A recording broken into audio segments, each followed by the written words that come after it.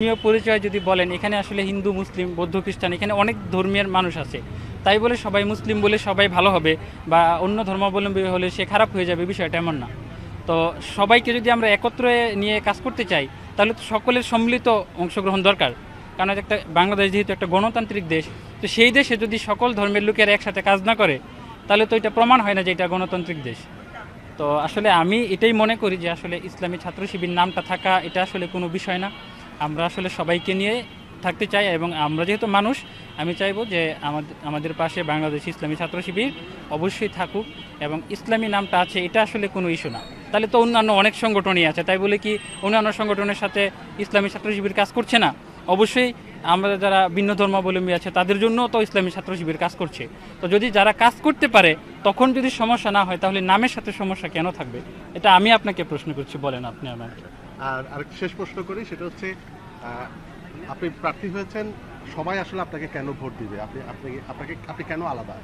আচ্ছা, এখানে আমি প্রার্থী হয়েছি, আমি চট্টগ্রাম বিশ্ববিদ্যালয়ের সকল সাধারণ শিক্ষার্থীদেরকে আমি আহ্বান রাখবো আমাকে যেন তারা নির্বাচিত করে। এখানে আসলে আমি চাই যে যে কাজগুলো আমার মূল টার্গেট সেটা হচ্ছে যে শাটল ট্রেন আমাদের বিশ্ববিদ্যালয়ের একমাত্র যানবাহন। আসলে এখানে আসলে প্রতিটি বগিতে একটি করে সিট, একটি সিট মানে দুজন বসতে পারে, একটি করে সিট যেন দৃষ্টি প্রতিবন্ধী তথা অন্যান্য প্রতিবন্ধী বা যাদের একটু সমস্যা তাদের জন্য সংরক্ষিত রাখা যায়।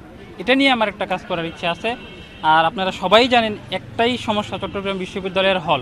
কিছুদিন আগে এই হলের জন্য হল সংকটের কারণে আমাদের দুইটা ভাই, আমার ডিপার্টমেন্টের বড় ভাই, ওনার বই আমার কাছে আছে, তিনি কিন্তু এখনও হসপিটালে মানে আইসিইউতেও আছেন, আইসিইউতে থেকে মনে হয় গতকালকে বের হয়েছেন।